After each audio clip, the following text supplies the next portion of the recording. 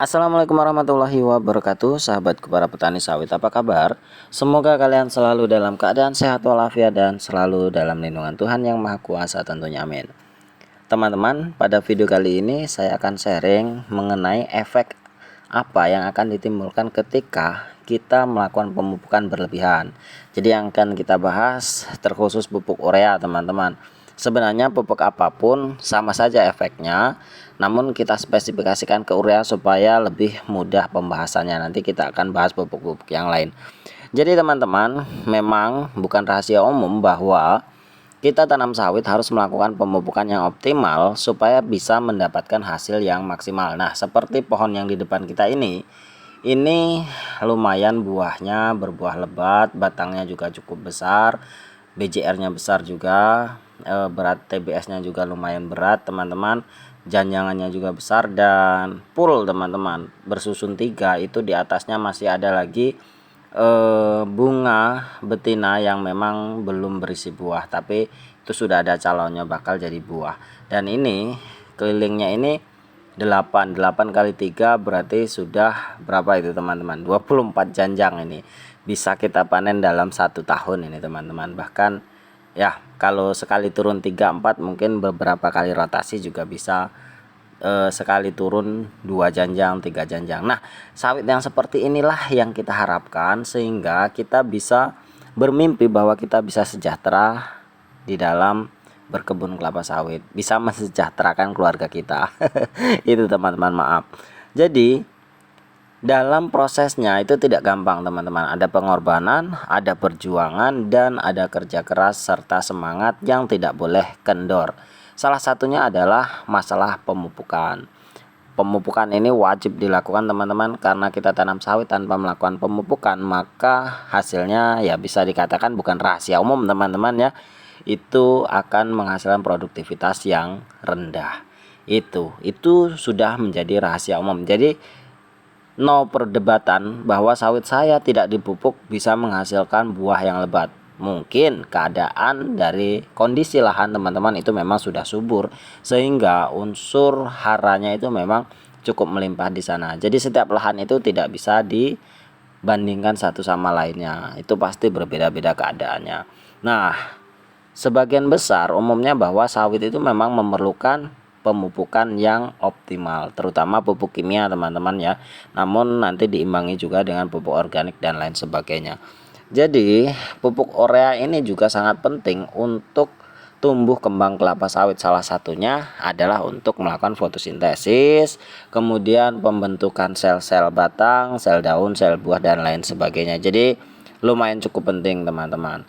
Nah, pupuk urea ini biasanya mengandung unsur nitrogen yang memang bersifat hidroskopis, teman-teman. Jadi lumayan cukup berbahaya ketika kita melakukan pemupukan secara berlebihan, terutama bagi tanaman yang memang masih masa-masa vegetatif. Misalkan yang masih dalam pre-nursery, kemudian masih TBM 0 sampai 3 tahun. Itu memang lumayan cukup riskan ketika kita memang melakukan penabaran pupuk secara berlebihan. Nah, efeknya apa, teman-teman? Kalau untuk tanaman yang masih kecil, misalkan masih di pre-nursery, itu kalau kita kelebihan dosis, maka efeknya akan langsung terlihat. Misalkan daunnya gosong, kering, dan akhirnya layu dan mati. Itu banyak sekali terjadi karena ketidakhati-hatian. Karena sifatnya hidroskopis, teman-teman, dia ini, nitrogen ini menyerap air yang ada di batang itu untuk melakukan perilisan. Jadi sangat hati-hati ketika sawit kita terpapar dengan nitrogen yang cukup pekat, maka akan tersedot airnya dan akhirnya sel-sel batang, sel daun itu akan hangus dan kemudian akan mati, mengering dan mati. Lumayan cukup berbahaya kalau kita kelebihan dosis. Nah, kalau untuk sawit TM, sawit yang sudah berbuah, tentunya teman-teman kita harus paham betul berapa sih dosis maksimal yang bisa kita berikan. Dan secara logika juga, teman-teman, secandu-candunya kita melakukan penebaran pupuk, ya pasti masih punya akal sehat lah, kira-kira seperti itu. Apakah iya kita akan menebarkan 10 kg pupuk urea dalam satu batang? Apakah iya? Tentu hal itu saya rasa mustahil lah. Apakah pupuk yang kita tebarkan 10 kg ini akan menghasilkan buah yang melebihi dari pengeluaran yang kita keluarkan? Tentu tidaklah. Kita apalagi kita hanya petani kecil, untuk memupuk 1 kilogram saja itu sudah mengas teman-teman. Namun ketika kita melakukan misalkan saking candunya kita melakukan pemupukan, kita lakukan pemupukan 10 kilogram misalkan, apa yang terjadi efeknya? Yang pasti terjadi teman-teman, yang pertama, karena bersifat hidroskopis, kepekatan dari nitrogen itu akan menghancurkan atau menghanguskan sistem perakaran. Jadi sel-sel akar itu akan hangus, kemudian tidak bisa menyerap nutrisi, dan akhirnya berefek ke daun. Biasanya kalau kita kebanyakan urea, daunnya bukan menghijau tapi malah menguning. Itu efek dari perakaran yang rusak oleh terpaparnya nitrogen yang lumayan cukup pekat. Itu teman-teman. Jadi bukan ureanya masuk ke daun dan mengakibatkan kuning, tidak, tapi karena memang efek dari rusaknya akar-akar yang ada di sana sehingga tidak bisa menyerap nutrisi yang lain. Itu yang pertama. Yang kedua teman-teman, efek dari kelebihan penggunaan urea itu akan meningkatkan keasaman tanah. Jadi pH-nya itu akan menjadi rendah. Nah, ketika pH tanah itu terlalu rendah atau tingkat keasamannya itu tinggi, maka batang kelapa sawit kita itu tidak akan bisa menyerap unsur hara secara sempurna karena memang terlalu asam, karena sifat dari pupuk urea ini adalah sifatnya asam atau ber-pH rendah. Jadi ketika kita terlalu banyak menebarkan pupuk urea, maka sifat pH tanah itu akan menjadi asam dan itu akan berbahaya bagi tanaman kelapa sawit kita. Itu teman-teman dua efek buruk yang akan kita dapatkan ketika memang kita terlalu banyak menebarkan pupuk. Nah, solusinya seperti apa? Ketika memang kita sudah candu harus menebarkan pupuk dengan dosis misalkan 5 kg. Saran saya teman-teman, lakukan penebaran secara berkala. Misalkan dalam 1 tahun kita akan menebarkan 3 kg. Lakukanlah dengan rotasi yang banyak.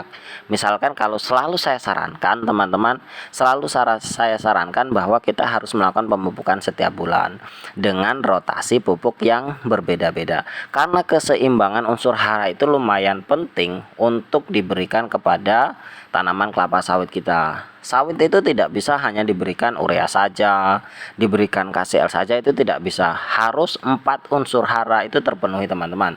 Dari mulai nitrogen, kemudian kalium dulu, nitrogen, kemudian magnesium, fosfor, dan yang satu boron. Itu untuk tanah mineral. Untuk tanah gambut tentu kita tambahkan Cu, wajib diberikan. Itu teman-teman. Jadi 4 unsur hara makro dan 1 atau 2 unsur hara mikro itu wajib diberikan untuk kelapa sawit kita. Jadi lakukanlah rotasi per bulan dengan unsur hara yang berbeda-beda. Misalkan bulan pertama itu magnesium, bulan kedua fosfat, bulan ketiga nitrogen, bulan keempat kalium. Baru kembali lagi dengan magnesium, fosfor lagi, dan kemudian nitrogen, kalium. Seperti itu berulang-ulang sampai 1 tahun. Satu jenis pupuk itu 3 kali penebaran. Misalkan kita dosisnya 5 kg per batang per tahun, kita berikan sekali penebaran itu cukup 1,5 kg. Itu teman-teman. Jadi konsepnya adalah kita melakukan penebaran secara berkala dan bertahap dengan dosis yang diperkecil. Semakin diperkecil dan semakin rotasinya semakin banyak, itu akan lebih baik.